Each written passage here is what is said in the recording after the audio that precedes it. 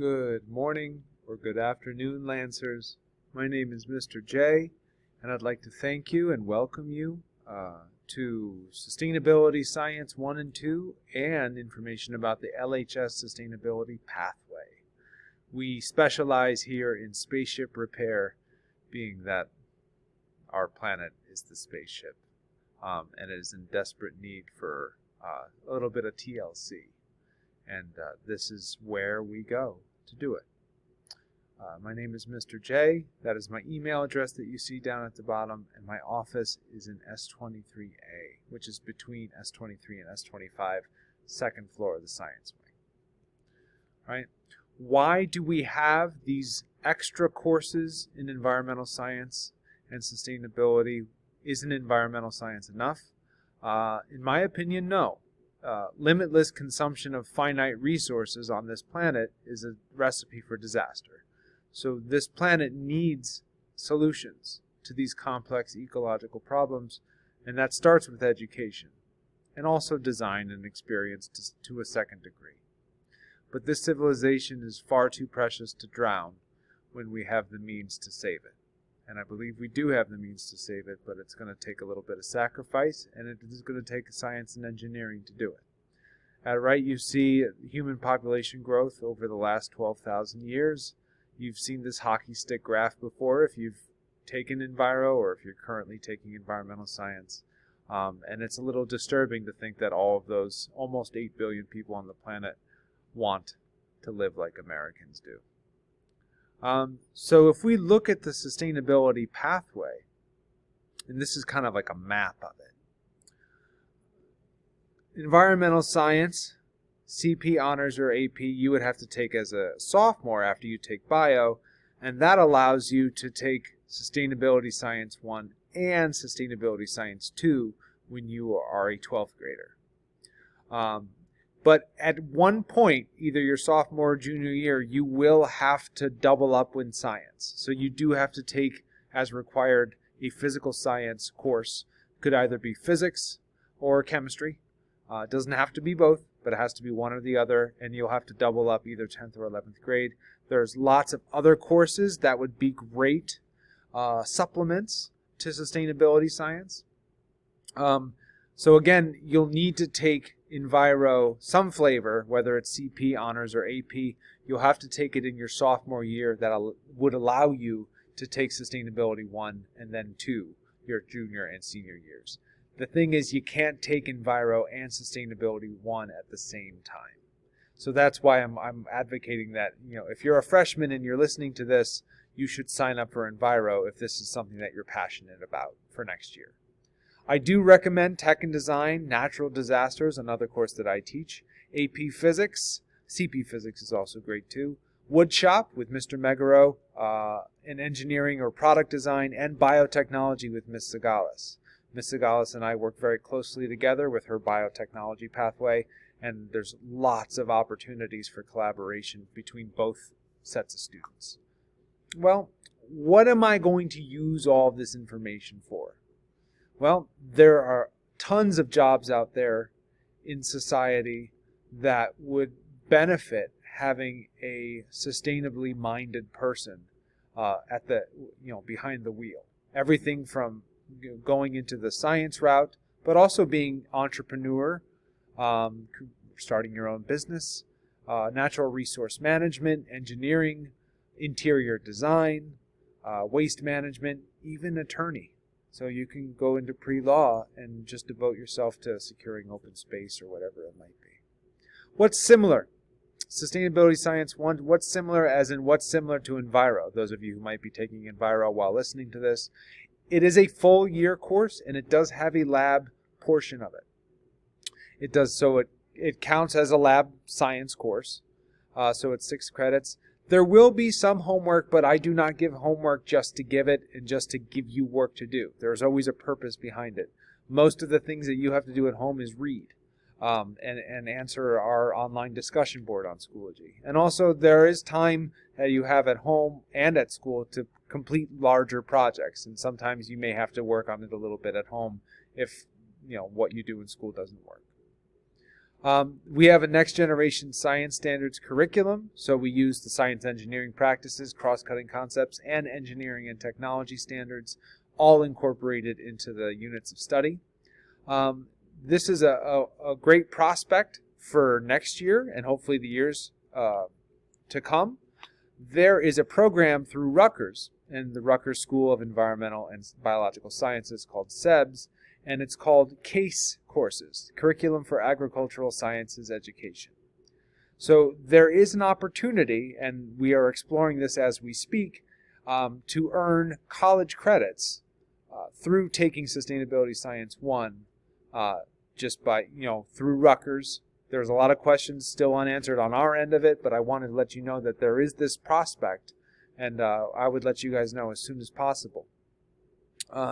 There are no traditional tests and quizzes in either of the Sustainability Science courses.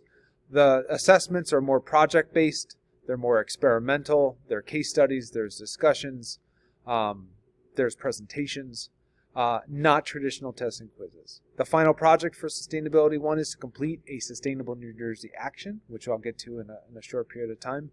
But these courses provide an opportunity for you to get out into your community, whether it's just the Lancer community here at LHS or the larger community of Livingston Township, and do something helpful and kind of go out of our way to try to make this place a more sustainable place to be. There is a NOCTI certification that we could get. We're looking for, in addition to the CASE Rutgers course that I mentioned before, we're looking for a little feather you can put in your cap. Something to give you an incentive to go through this pathway, and so you can leave LHS with a nice little feather in your cap. Enviro teaches you the problems. In sustainability, we explore the solutions. Again, I'm going to reiterate that you have to complete biology and environmental science in order to take Sustainability 1. Here's some side-by-side comparisons. In CP Enviro and Honors Enviro, you learn about soils. And maybe you put the soils through a sieve and you use the texture triangle to determine the sand, silt, and clay. Maybe you do something on permeability, some kind of hands-on thing. In Sustainability Science 1, we also look at soil, but we do it more of a student experimental approach, where students are tasked with designing and conducting an experiment that's going to show the effectiveness of a cover crop to minimize soil erosion. So the students design their own experiment given some materials, they conduct the tests, and they obtain the results, some kind of quantifiable data, and they're going to make sense over what is the best thing. In another example, I know in CP and Honors Enviro, you study renewable energy, and it's, learn the basic pros and cons of different types of renewable energy sources.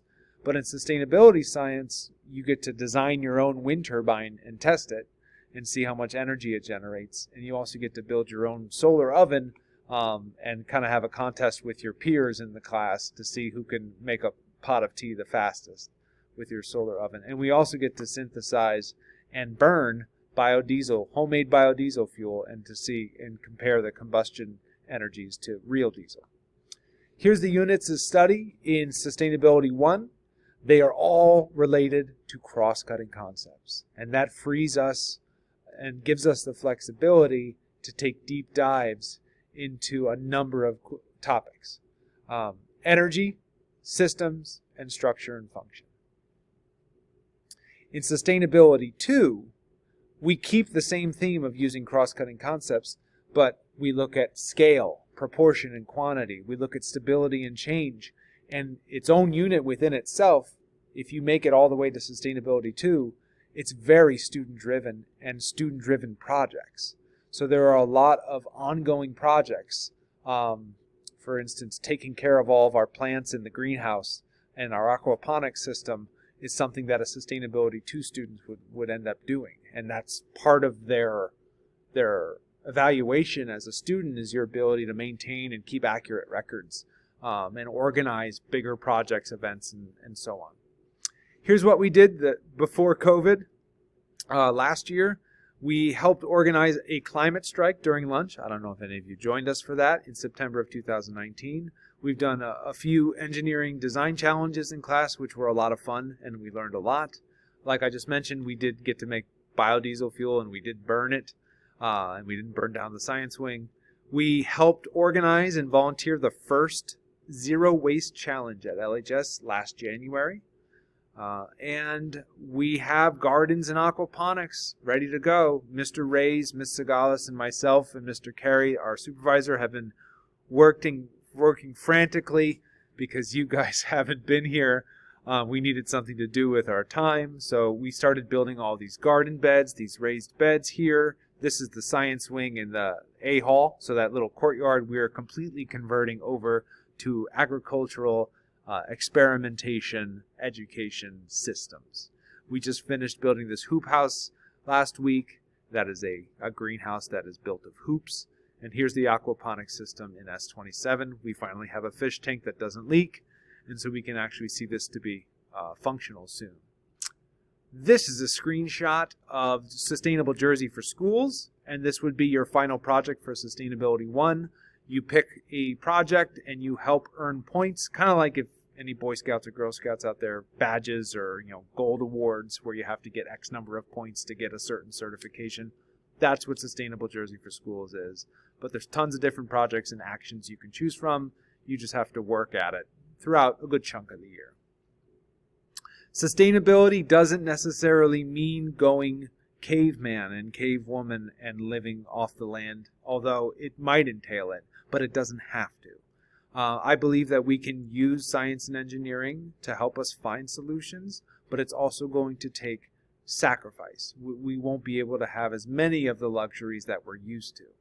And in this course, it's not just science, it's also we have to learn about society level changes and how do we actually instill change in society. So there are things that we need to discuss in these courses that might not be, just scientific facts. We have to remind ourselves how bills become laws and what a subsidy is and how would a carbon tax affect our government and our economy. We look at environmental justice and gender and racial equality issues, because if we can't fix that, then we can't live sustainably. So what to look forward to? It's a new course devoted to saving ourselves and the earth from ourselves. So that's awesome. And where else in public school do you get that? Opportunities to collaborate with your peers and other community stakeholders as well. So branching outside of our little bubbles of our classrooms and working in the larger community. You get chances to actually experiment and design and tinker and redesign and do science the way that scientists and engineers do science. And you'll actually feel like you're making a difference in your school, in your community, in your own mind. So it's not just facts. Sustainability pathway, we're also building a philosophy in young minds. And I staunchly believe that it's not just about facts. And science is not just about facts. It's about a mindset, about learning about the way our world works, the way the universe works, the way that nature works, and we learn from it. And that's why I think science is important, and that's what's going to get us through. If you have any questions about anything, you can join us on the Zoom on Thursday, January 14th at 1:10 p.m. for a live Q&A session. I'll be there. You can email me if you can't wait that long, or if you happen to miss it. Or if you're in person, simply come and visit. I'm in S23A between S23 and S25.